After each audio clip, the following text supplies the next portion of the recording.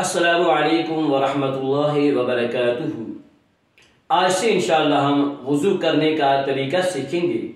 اس لیے کہ وضو جو ہے وہ نماز کے لیے شرط ہے۔ جب تک ہمارا وضو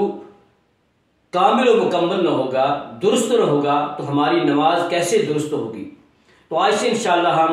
وضو کرنے کا طریقہ سیکھیں گے، اور آج کی اس ویڈیو میں ہم فضائل وضو کے بارے میں جاننے کی کوشش کریں گے کہ وضو کے کیا فضائل ہیں۔ عن عثمان رضی اللہ تعالی عنہ قال قال رسول اللہ صلی اللہ علیہ وسلم من توضأ فاحسن الوضوء خرجت خطاياه من جسده حتى تخرج من تحت اظفاره، رواہ البخاری و مسلم او کما قال علیہ الصلوۃ والسلام۔ حضرت عثمان رضی اللہ تعالی عنہ سے روایت ہے کہ اللہ کے پیارے نبی صلی اللہ علیہ وسلم نے فرمایا کہ جس شخص نے وضو کیا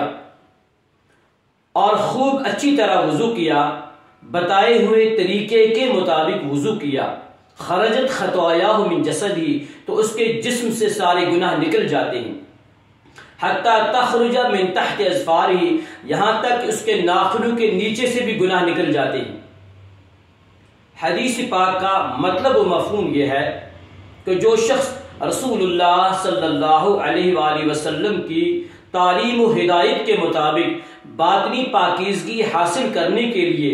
آداب و سنن وغیرہ کی رعایت کے ساتھ خوب اچھی طرح وضو کرے گا، تو اس وضو سے نہ صرف اعضائے وضو کا میل کچیل اور باطنی ناپاکی ہی دور ہوگی، بلکہ اس وضو کی برکت سے اس کے جسم سے سارے گناہ بھی نکل جائیں گے، سارے گناہوں کی ناپاکی بھی دور ہو جائے گی، اور وہ شخص حدث سے پاک ہونے کے علاوہ گناہوں سے بھی پاک و صاف ہو جائے گا۔ اسی طرح ایک دوسری حدیث میں جس کے راوی ہے سیدنا ابو ہریرہ رضی اللہ تعالی عنہ ہیں کہ آپ صلی اللہ علیہ وسلم نے فرمایا، عن ابی ہریرہ رضی اللہ تعالی عنہ قال قال رسول اللہ صلی اللہ علیہ وسلم ان امتی یدعون یوم القیامت غرا محجلین من آثار الوضوء فمن استطاع منکم ان یطیل غرته فلیفعل۔ حضرت ابو ہریرہ رضی اللہ تعالی عنہ سے روایت ہے کہ رسول اللہ صلی اللہ علیہ وآلہ وسلم نے فرمایا، ان امتی یدعون یوم القیامت، کہ قیامت کے دن میرے امتی بلائے جائیں گے، تو وضو کے اثر سے ان کے چہرے اور ہاتھ پاؤں روشن و منور ہوں گے۔ تو آپ صلی اللہ علیہ وسلم نے فرمایا، فمن استطاع منکم ان یطیل غرته، تم میں سے جو شخص اپنی وہ روشنی اور نورانیت بڑھا سکے اور مکمل کر سکے، فلیفعل، تو ایسا ضرور کرے۔ اس حدیث کو بھی امام بخاری اور امام مسلم نے روایت کیا ہے۔ وضو کا اثر اس دنیا میں صرف اتنا ہوتا ہے کہ چہرے اور ہاتھ پاؤں کی دھلائی صفائی ہو جاتی ہے، لیکن اہل معرفت اور اہل ادراک کو وضو کرنے سے ایک خاص قسم کی روحانی نشاط اور انبساط کی کیفیت بھی حاصل ہوتی ہے۔ لیکن رسول اللہ صلی اللہ علیہ وسلم نے جیسے کہ اس حدیث مبارکہ میں اور اس کے علاوہ متعدد احادیث میں بھی فرمایا ہے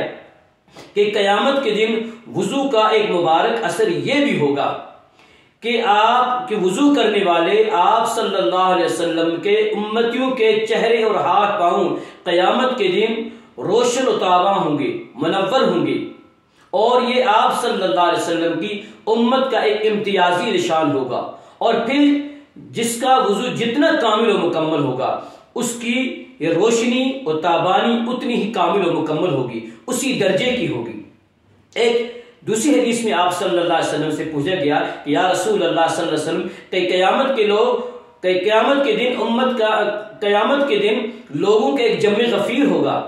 بہت سارے لوگ ہوں گے، تو آپ صلی اللہ علیہ وسلم اپنی امتیوں کو کیسے پہچانیں گے؟ تو آپ صلی اللہ علیہ وسلم نے فرمایا، میں اپنی امت کو ان کے اعضائے وضو سے پہچان لوں گا، کہ میری امت کے اعضائے وضو جو ہیں وضو کے اثر سے روشن و تابہ و منور ہوں گے۔